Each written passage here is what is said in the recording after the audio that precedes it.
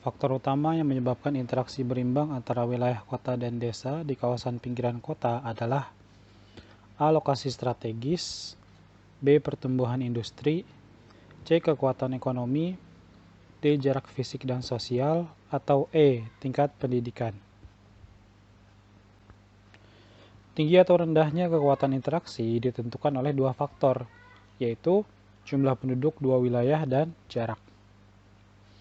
Interaksi akan semakin kuat apabila jumlah penduduk semakin banyak dan jarak dua wilayah semakin dekat. Contohnya dapat kita amati dari interaksi antara Jakarta dengan kota Bekasi dan Kabupaten Bekasi. Dengan jarak yang tidak terlampau jauh, maka interaksi yang tercipta cukup berimbang. Jadi jawabannya adalah yang D, jarak fisik dan sosial. Dampak negatif yang timbul sebagai akibat meningkatnya jumlah urbanit di kota besar adalah 1. Jumlah tenaga terampil berkurang, 2. Sektor informal berkembang pesat, 3. Kesejahteraan penduduk menurun, 4. Permukiman kumuh bertambah banyak.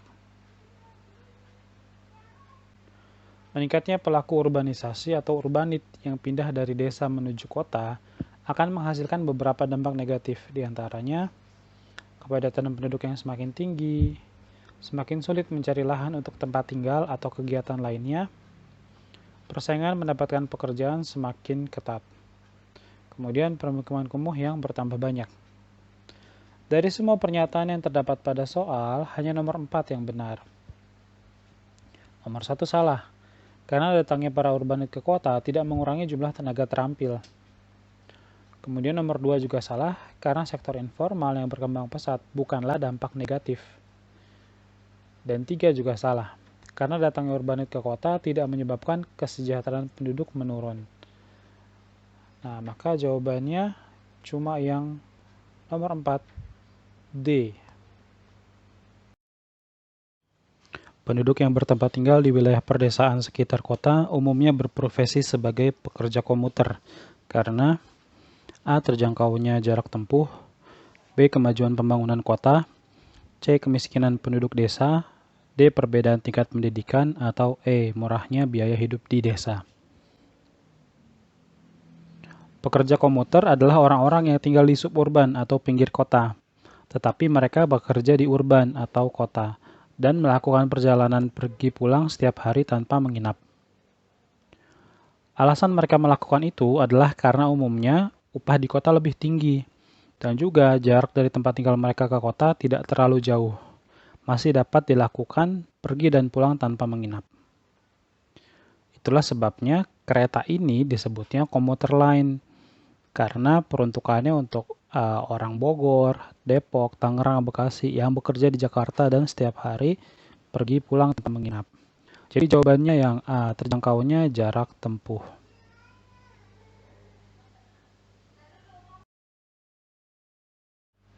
Pembentukan pusat-pusat pertumbuhan wilayah di Indonesia memiliki tujuan utama A. Meningkatkan pelayanan pada masyarakat, B. Mempercepat perkembangan daerah tertinggal, C. Meningkatkan laju pertumbuhan industri, D. Mengoptimalkan pemasaran hasil bumi, atau E. Meningkatkan pertumbuhan sektor pariwisata. Pusat pertumbuhan adalah wilayah yang lebih maju, terutama dari sisi ekonomi, yang diharapkan mampu menstimulus wilayah lain agar ikut berkembang dan maju. Nah, seperti di Indonesia ada yang namanya Wilayah Pusat Pertumbuhan Indonesia (WPPI) yang terbagi menjadi 4 regional, yaitu A, B, C, dan D. A, pusat pertumbuhannya ada di Medan. Nah, artinya dari seluruh wilayah yang termasuk regional A, Medanlah yang dianggap kota paling maju. Begitu, yang diharapkan bisa menstimulus kota-kota lain sekitarnya untuk ikut maju juga. Kemudian regional B pusatnya di Jakarta, regional C pusatnya di Surabaya, dan regional D pusatnya di Ujung Pandang atau Makassar. Jadi di sini jawabannya yang B. Pusat pertumbuhan tujuan utamanya mempercepat perkembangan daerah tertinggal.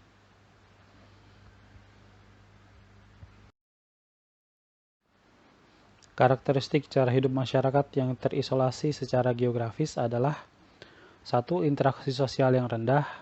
2. Identitas budaya yang khas. 3. Pemanfaatan teknologi tepat guna. 4. Kemampuan beradaptasi dengan alam. Masyarakat yang terisolasi secara geografis maksudnya adalah sekelompok orang yang tinggal pada daerah terpencil dan sulit berinteraksi dengan wilayah lain karena hambatan yang terbentuk secara alami. Karakteristik cara hidup mereka adalah interaksi sosial yang rendah, memiliki ciri identitas budaya yang khas dan unik, pemanfaatan teknologi tepat guna. Maksudnya di sini adalah penggunaan alat-alat bantu yang khusus. Nah, ini berkaitan dengan aktivitas mereka, serta kemampuan beradaptasi dengan alam yang baik.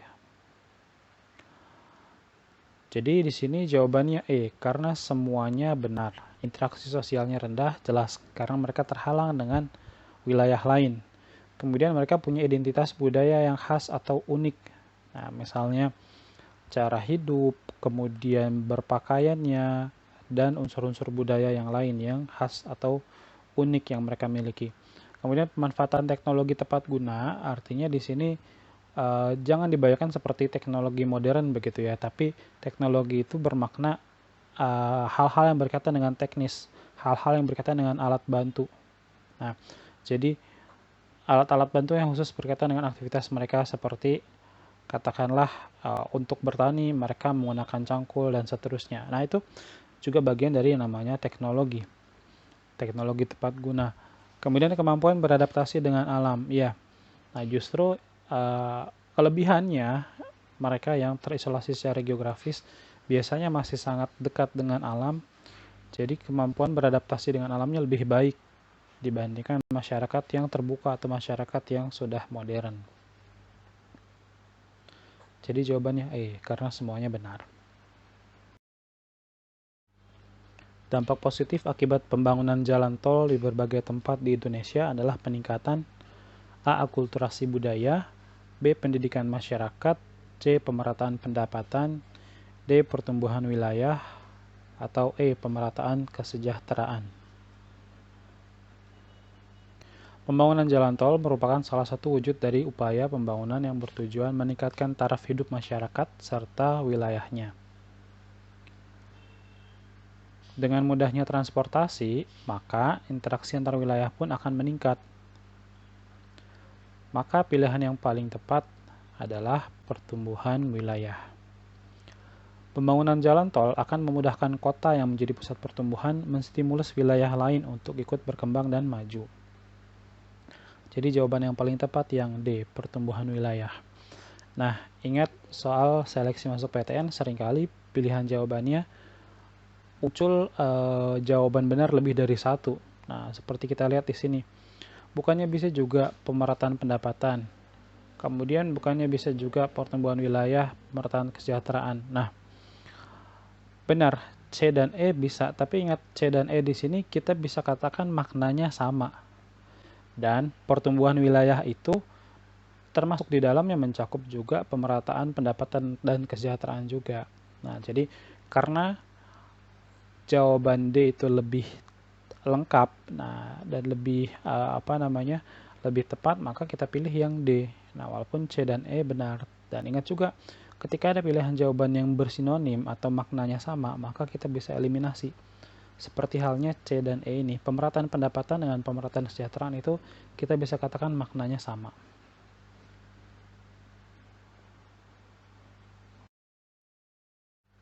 Kemiskinan struktural di perdesaan umumnya terjadi pada wilayah yang mempunyai karakteristik A. Rendahnya tingkat pendapatan penduduk, B. Terbatasnya potensi sumber daya alam, C. Rendahnya penguasaan teknologi tepat guna, D. Terbatasnya akses pemanfaatan sumber daya, atau E. Rendahnya tingkat pendidikan masyarakat. Kemiskinan struktural dapat diartikan dengan atau sebagai kemiskinan yang disebabkan sebagian kelompok masyarakat tidak mampu mengakses alat pemenuh kebutuhan yang menopang kehidupan, dan hal ini berlangsung secara turun-temurun. Masalah kemiskinan struktural di perdesaan umumnya disebabkan oleh masih rendahnya kesadaran akan pentingnya pendidikan. Oleh sebab itu, masyarakat pedesaan sulit mengalami mobilitas sosial. Berikut analisa dari setiap pilihan jawaban. Yang A salah, rendahnya tingkat pendapatan penduduk. Karena yang dicari di sini adalah penyebab kemiskinan struktural. Rendahnya tingkat pendapatan penduduk adalah pengertian atau definisi lain dari kemiskinan. Nah, jadi bedakan antara pengertian dengan penyebab. Kemudian, yang B salah. Karena pedesaan justru biasanya memiliki potensi sumber daya alam yang lebih tinggi daripada perkotaan. Yang C, rendahnya penguasaan teknologi tepat guna, itu juga salah. Nah, karena rendahnya penguasaan teknologi tepat guna tidak secara langsung menjadi penyebab kemiskinan. Yang D, kurang tepat, terbatasnya akses pemanfaatan sumber daya. Karena terbatasnya akses pemanfaatan sumber daya bukan penyebab kemiskinan struktural di pedesaan. Jadi ingat, kemiskinan struktural ini cenderung kemiskinan yang turun-temurun, begitu ya. Nah, ini juga disebabkan oleh banyak faktor. Salah satu yang utama adalah rendahnya tingkat pendidikan masyarakat. Jadi jawabannya yang E,